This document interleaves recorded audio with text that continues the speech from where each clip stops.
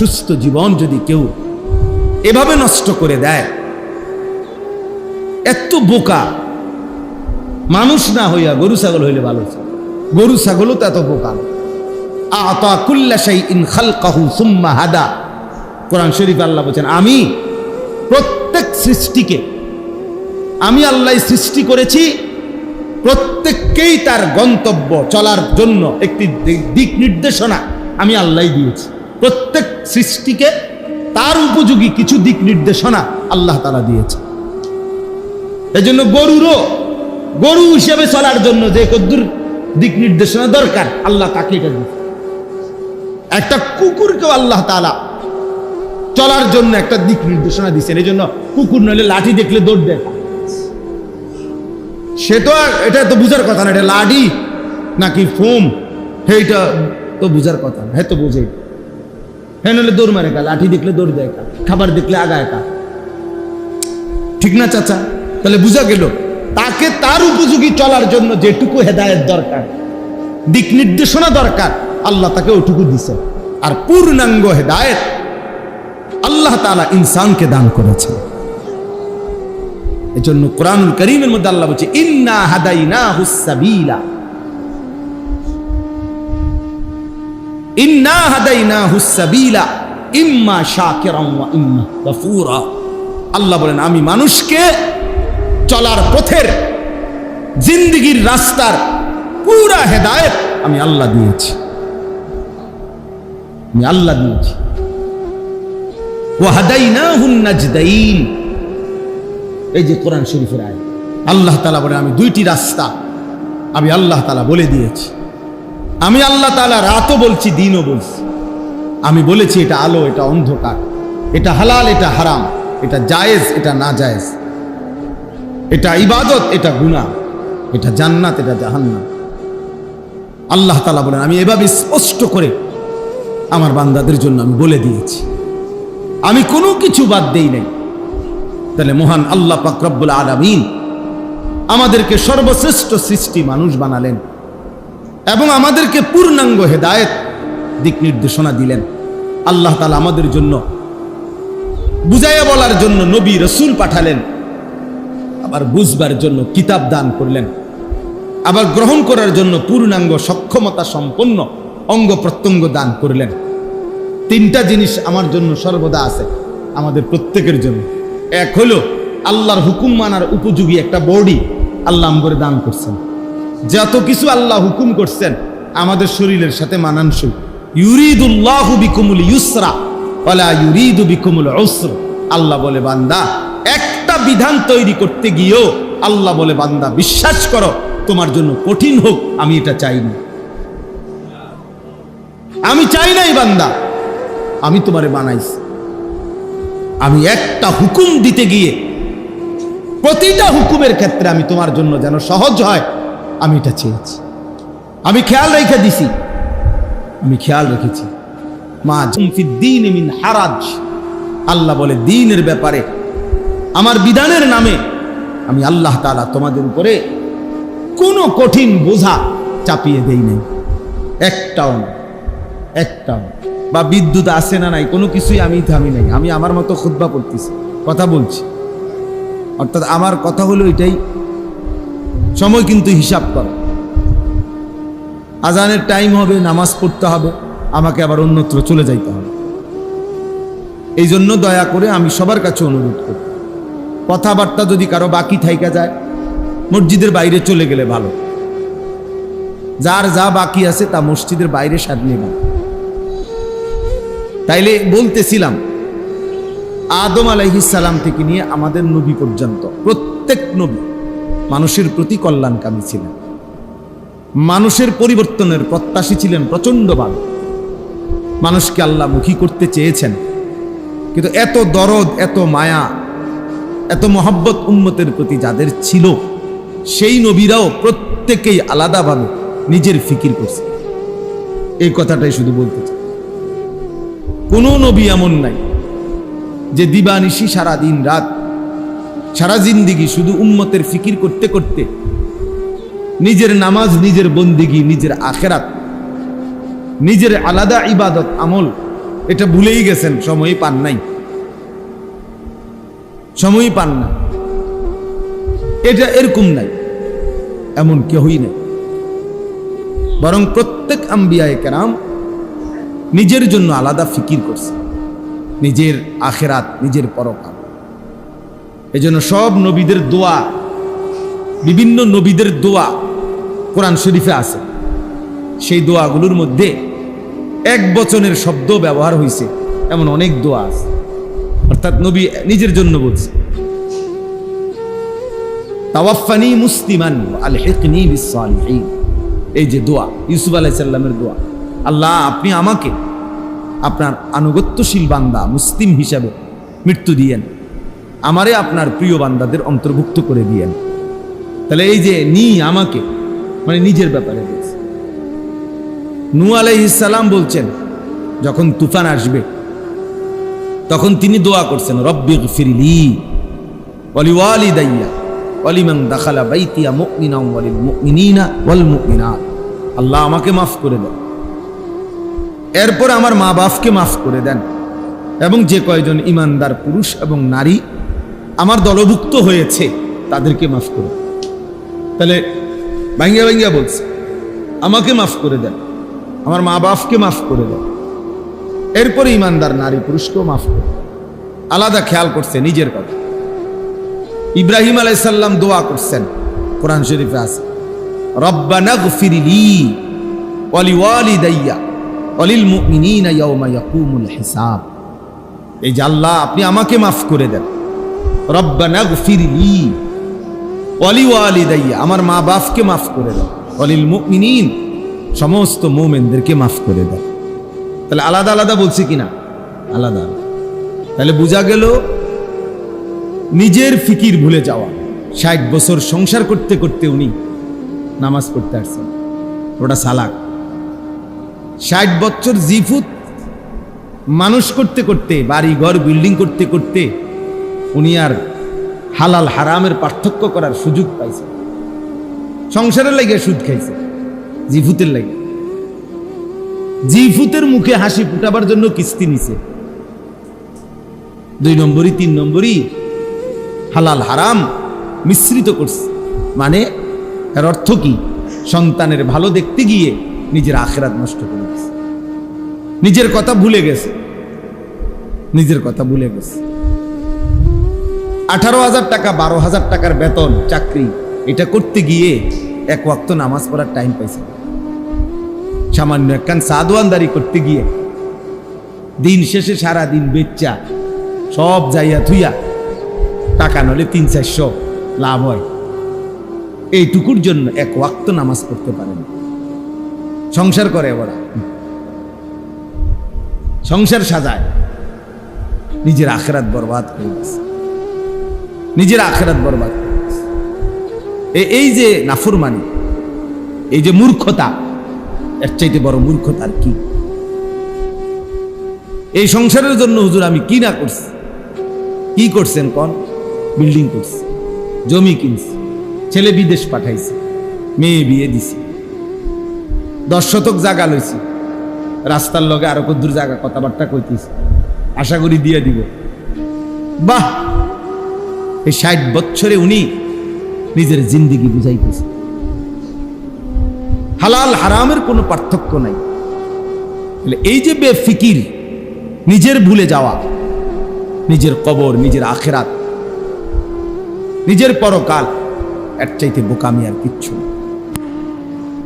এই জন্য আমি সবার কাছে অনুরোধ করলাম, আমার আজকের বয়ানের জন্য না শুনে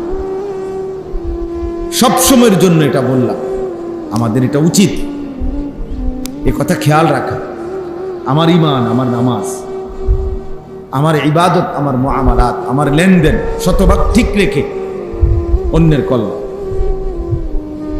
অন্যের কল্যাণ আমি আমার স্ত্রী সংসারের জন্য করব, মানুষের জন্য করব, কিন্তু এর কারণে আমার নিজের ঈমান আখিরাত এক জাররা পরিমাণও নষ্ট হইতে পারে না।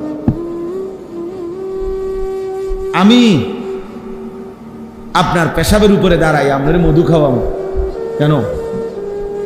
মানে আমি হারামের উপরে কামাই করে বিবি বাচ্চার মুখে হাসি ফুটাইতে হবে, তাদের আবদার পূর্ণ করতে হবে। এটা তো আমার কেউ বলে নাই, আল্লাহও বলে নাই, রাসূলুল্লাহ সাল্লাল্লাহু আলাইহি সাল্লামও বলে নাই। এই জন্য এটা বোঝা উচিত। তোমরা বৈশা বৈশা বাবা, আপনি আপনার সাথের এই ছেলেদেরকে দেখেন, ওদেরকে এখানে আনছেন কি উদ্দেশ্যে বলেন? ওরা আপনার পাশে দাঁড়ায় রয়েছে কি উদ্দেশ্যে? সবাই মিলে এই একটা মোবাইল নিয়ে যদি সবাই ব্যস্ত থাকো ভাই ছেলেরা, আল্লাহর কথা শুনবা কখন? কার জন্য এগুলা উঠাও? তোমার এগুলা কোন ফাগলে দেখবো? এগুলা কার মোবাইল নাই, কার কাছে ওয়াজ নাই? প্রত্যেকে একটা একটা মোবাইল ধরে রাখছো, তো তোমার নিজের ফিকির কই? এগুলা দিয়ে তো মানুষের উপকার করবা, নিজের। এই জন্য স্ট্যান্ড ছাড়া যে মোবাইল হাতের, একজনও মোবাইল তুলবা। পছন্দ না হলে মসজিদ থেকে চলে যাও, কোনো অসুবিধা নাই। কিন্তু ফালতু, গাফেল, অমনোযোগী এমন ফালতুকে 1000 বছরও বলে কোনো লাভ নেই। গাফেল আল্লাহর দুশমন, কোরআনের কথা। গাফেল জাহান্নামে, কোরআন শরীফে আছে। ওই দেখো, ওই এই ছেলে অপদার্থকতা কারবে।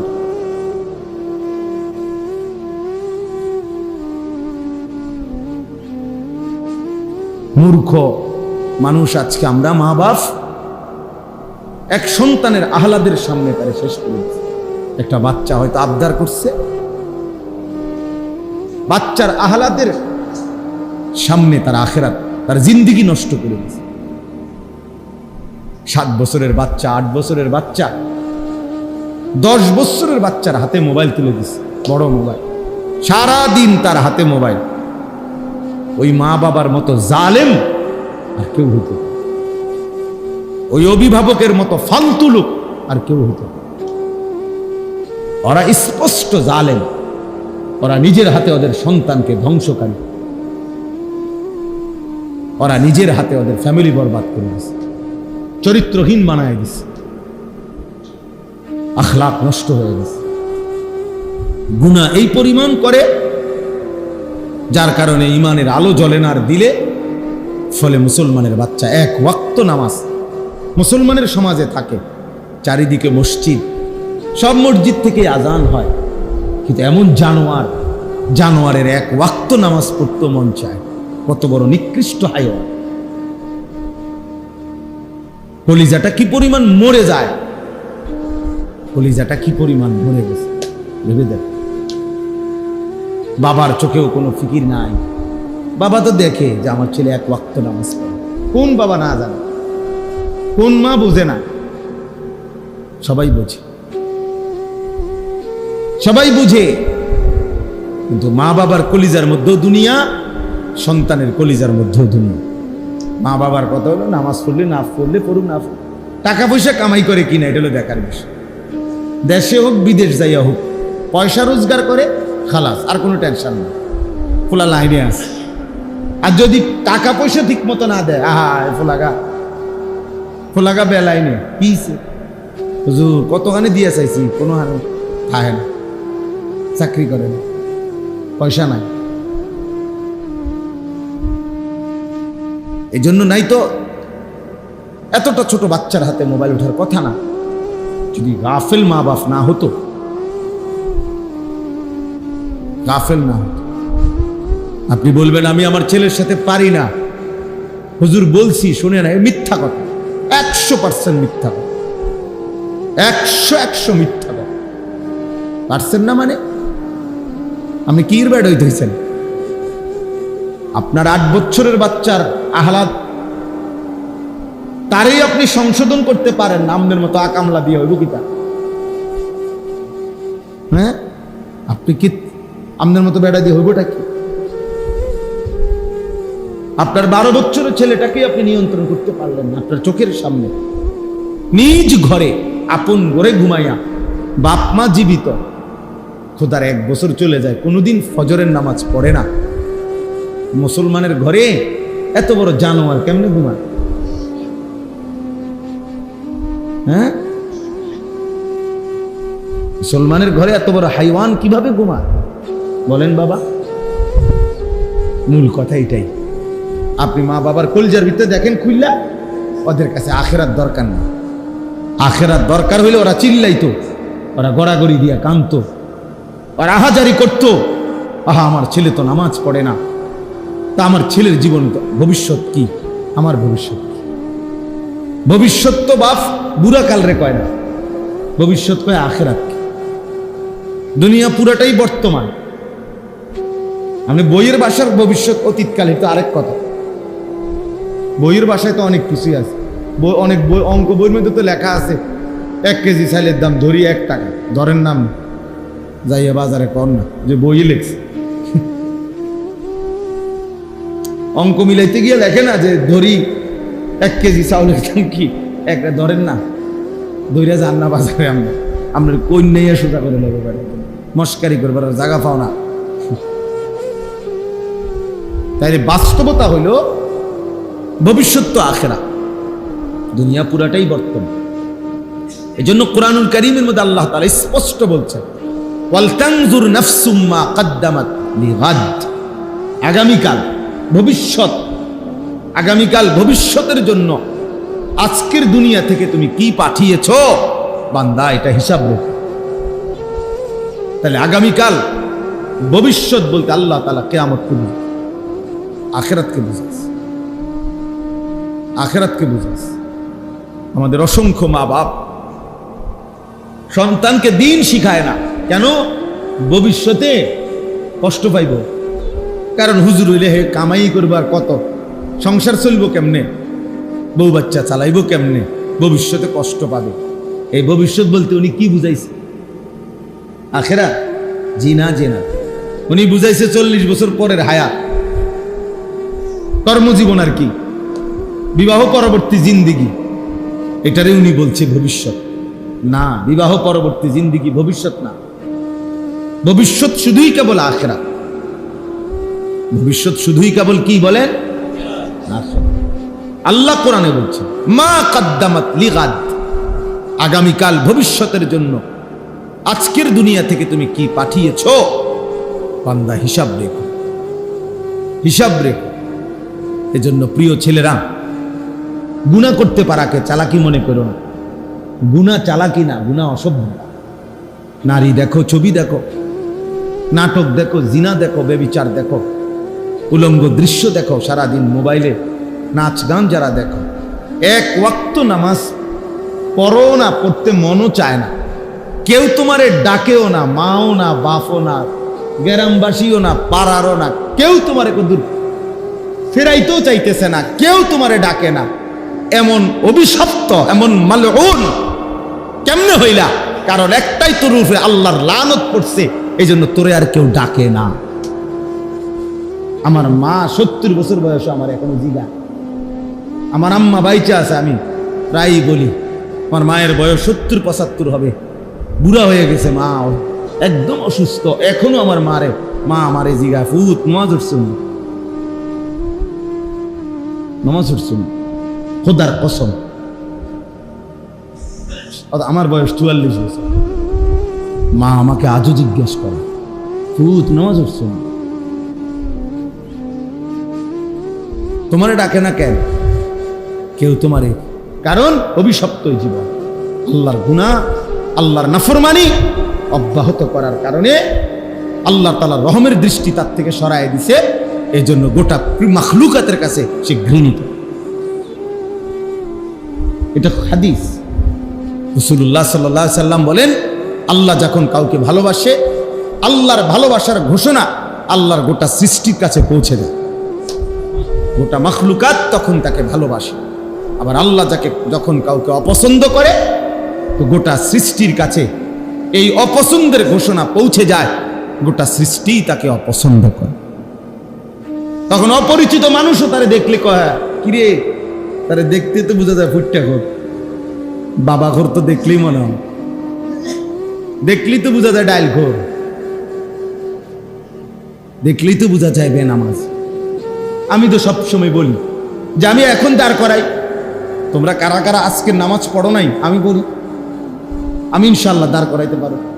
30 জন দাঁড় করাইলে আশা করি 28 জন ঠিক হবে, 2-1 জন হয়তো ভুল হইতে পারে। বেনামাজি অসভ্যকে চিনা যায়, বেনামাজির চেহারায় কোনো দয়া মায়া থাকে না, বেনামাজির মায়ের চেহারায় কোনো আদর স্নেহ থাকে না। এ আল্লাহর অভিশপ্ত বান্দা, মালউন রাজিম বান্দা, অভিশপ্ত বান্দা। যার কপালে সেজদা নাই সে অভিশপ্ত। কেন? প্রমাণ কি? কোরআন। যেদিন থেকে ইবলিস সেজদা দেয় নাই সেদিন থেকেই আল্লাহ তাকে বলছে আজকের থেকে তুমি রাজিম, অভিশপ্ত। এর আগে বলে না। কি ছুটে গেছে? সেজদা ছুটে গেছে, একটা সেজদা দেয় না। আদম আলাইহিস সালামকে 10টা সেজদা করতে কইছিল, একটা সেজদা দেয় নাই। আল্লাহ তাআলা বলছে ফখরুজ, বের হও, ফা ইন্নাকা রাজিম, তুমি অভিশপ্ত, রাজিম। আউযু বিল্লাহি মিনাশ শাইতানির রাজিম, বিতাড়িত, মারদুদ, অভিশপ্ত শয়তান। প্রিয় ছেলেরা, বাবারা, এটা বোঝা উচিত। এই আপনাদের যারা বাবা আছেন আপনাদেরও বোঝা উচিত, আপনাদের যাদের ছেলে মেয়ে নামাজ পড়ে না, পর্দা পুশিদা নাই, হালাল হারামের কোনো পার্থক্য নাই, আপনাদের জিন্দিগি একটা ব্যর্থ জিন্দিগি, ফালতু একটা জীবন নিয়ে কবরে যাবে না। ফালতু ঘর বাড়ি কইয়া লাভ নাই, বিল্ডিং কইয়া লাভ নাই। এজন্য আমি বলছি আমাদের ব্যক্তিগত সংশোধন, ফিকির করা খুব জরুরি, খুব জরুরি। সবাই তোমরা ছেলেরা এক জীবন বানায় নিছো মোবাইল। কত প্রযুক্তি পৃথিবীতে এই পর্যন্ত আসছে, কতটাই চলে গেছে, এটাও চলে যাবে, এটাও চলে যাবে। কিন্তু এই হায়াত, এই রাত, এই দিন, আমার জীবনের হিসাব, এটা কিন্তু থাইকা যাবে। আমি ছোটবেলায় টেলিগ্রাফ দেখছি, চলে নাই। ডাক পিয়নের চিঠি আমরা ছোটবেলায় লিখছি, চিঠি দিছি। পোস্ট কার্ড, ওই যে মানে একটা ছোট্ট খামের মধ্যে টাকা পাঠাইছে, নিচি দিয়া কদ্দুর লেখা দিত চিঠির মতো, এটাও তো আমরা দেখছি। তারপরে ল্যান্ডফোন, টেলিফোন আমরা দেখছি, তখন অক্ষর ঘুরে ঘুরে ফোন করত টিনটির মাধ্যমে, সেটাও তো দীর্ঘদিন আমরা দেখছি। ফিতাওয়ালা ক্যাসেট, চাচা দেখছেন না ফিতাওয়ালা ক্যাসেট? এই ক্যাসেট দেখছি। চ্যাপ্টার সিডি, পাতলা পাতলা জিডি সিডি, এগুলো তো ছিল। হ্যাঁ, সিডি কইতো, এগুলো তো আমরা দেখছি। কই, এগুলোর একটাও তো নাই, এগুলো তো একটাও চলে না। তাহলে আমার এই বয়সে যদি আমি এতগুলো জিনিস দেখে এখন আর নাই, তা আমার বয়স কত? 250, কত 240, তো কি তা? আমার বয়স তো এমন না যে আমার বয়স 250 বছর, 44 বছর। 1981 সালে আমার জন্ম, 44 বছর। তাহলে 44 বছরের ভিতরে যদি এতগুলো প্রযুক্তি পৃথিবী থেকে হারিয়ে যায়, আগামী 44 বছর পরে তোমরাও দেখবা এই সব প্রযুক্তির অনেক কিছু নাই। কিন্তু তোমার রাত তোমার দিন, আমার রাত আমার দিন, এই ভালো এই মন্দ, এই গুনাহ, এই ইবাদত, এটা কোনো দিন এই ডান কাদার বাম কাদের আমল নামা থেকে মুছবে না। এটা নিয়েই আমাকে হাসরের ময়দানে দাঁড়াইতে হবে। ওয়াকুল্লা ইনসানিন আলজামনাহু তায়রাহু ফি উনুকি, আল্লাহ তাআলা বলেন আমি প্রত্যেকটা মানুষের আমল নামা তার ঘাড়ে লটকায় দেব।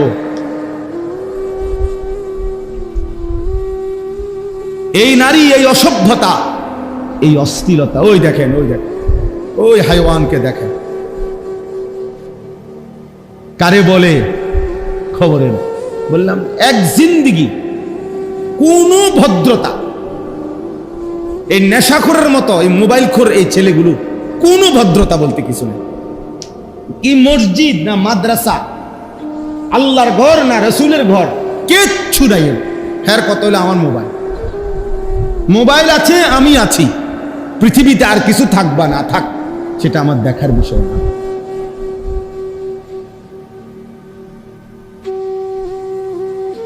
আর কিছু দেখার বিষয় না। আফসুস জিন্দিগি বাবা, আফসুস এই জীবনের উপরে, আফসুস। হতভাগ্য এই জীবন, যে জীবন তার মালিককে চেনে। অথচ আল্লাহ তাআলা কোরআনুল কারীমের মধ্যে বলছেন, ওয়ালাকাদ কাররামনা বনি আদম, আমি আল্লাহ বনি আদমকে সবচেয়ে সম্মানিত বানিয়েছি।